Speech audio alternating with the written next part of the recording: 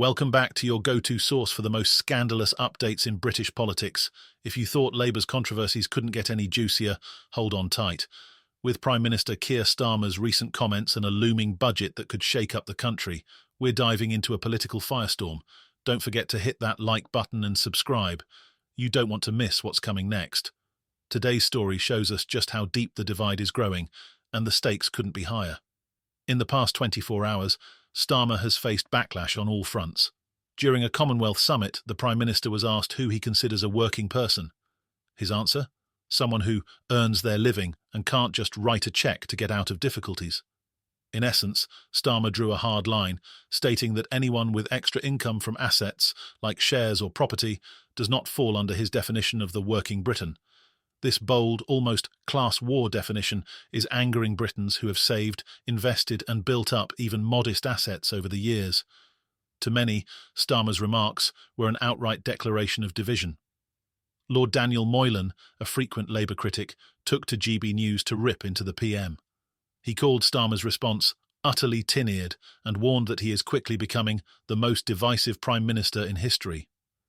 Moylan didn't hold back, accusing Starmer of punishing people who work hard, save and invest in their future.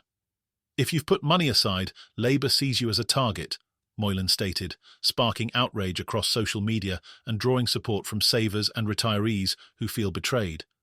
Starmer's comments come at a critical moment when Labour's policies already face scrutiny for cutting the winter fuel payment for millions of pensioners this winter. Yes, you heard that right.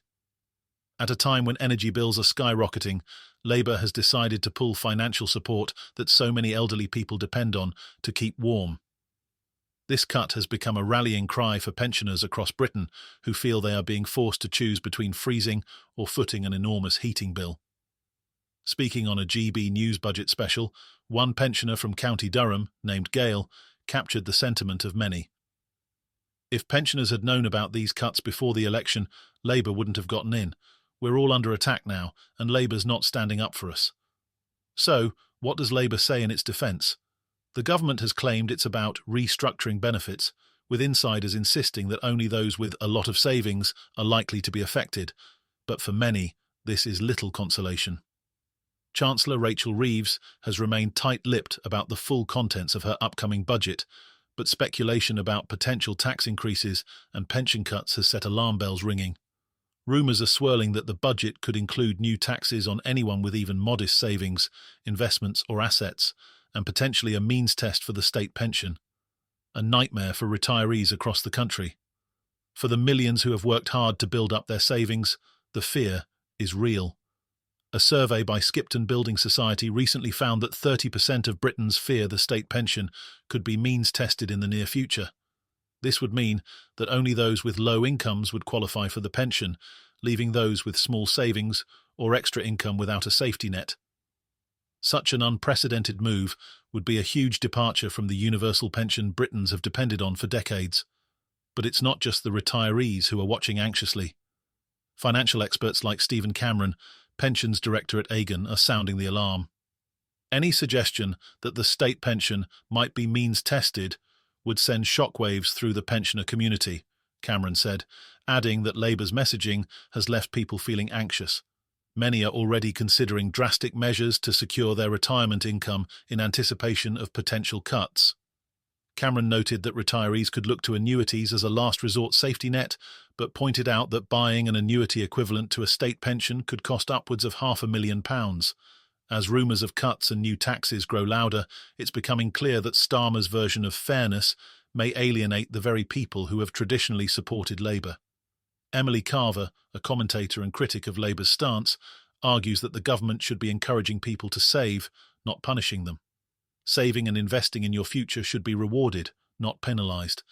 This budget feels like Labour is dividing the country between those who have and those who have not, Carver argued on GB News, capturing the outrage felt by many middle-class Britons. Amid this internal strife, Starmer's visit to Samoa for the Commonwealth Leaders Summit took a sharp turn when Caribbean nations pressured him to back reparations for Britain's role in the transatlantic slave trade. Starmer, however, stood firm in his position, emphasising a forward-looking approach, saying, "We should be working on the future, not spending endless time on the past." But for leaders across the Commonwealth, this dismissal came off as a cruel refusal to address historical injustice. In a draft document, Caribbean leaders emphasised the need for reparative justice, challenging Starmer's approach, and his Labour colleagues back home aren't letting this go unnoticed. Former Shadow Chancellor John McDonnell voiced his disappointment, arguing that addressing the past is crucial for building a fair future. Labour MPs are feeling the heat too, as speculation about cuts intensifies.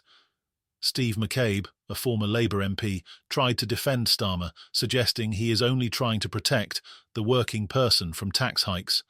But this reasoning hasn't sat well with many in the public, who see Labour's policies as a betrayal of core values. Lord Moylan hit back saying, "Labour is killing the instinct to save and prepare for the future. If you have savings, you're going to get penalised for it." Reeves's budget, expected to be announced shortly, is anticipated to include measures that could change the way Britons plan for their financial futures. But with so much public distrust and concern, this budget could spell disaster for Labour's popularity. Back in County Durham, pensioner Brian lamented that Labour's recent cuts are hitting those who are too old to fight back. This sentiment is echoed by pensioners across Britain who feel let down and left out in the cold by the party they once trusted. So, what's next for Britain? With speculation of high taxes, benefit cuts and potential state pension means testing, Labour's latest moves are being seen by some as a cold betrayal of middle-class and working-class values. Many are wondering if Labour's push for fairness is blinding them to the concerns of their core supporters, and the public's outcry only seems to be growing louder. Critics argue that Starmer's divisive stance could drive a wedge between Labour and its voter base, creating a political environment ripe for resentment and division. As Starmer doubles down on his vision of fairness, millions of Britons brace for what could be the most divisive budget in years. With pensioners up in arms, savers fearing the worst, and Labour facing a backlash from within its own ranks, Starmer's journey to redefine Labour could end up redefining Britain's political landscape. If you're as eager as we are to see how this unfolds, be sure to like, subscribe, and hit the notification bell to stay up to date on this unfolding saga. You won't want to miss a single update as we keep you informed on the battles ahead in British politics. Starmer's Class War. Thank you for joining us today. Stay informed and engaged with the latest developments in UK politics. Don't forget to like, share, and subscribe for more insightful content. See you next time.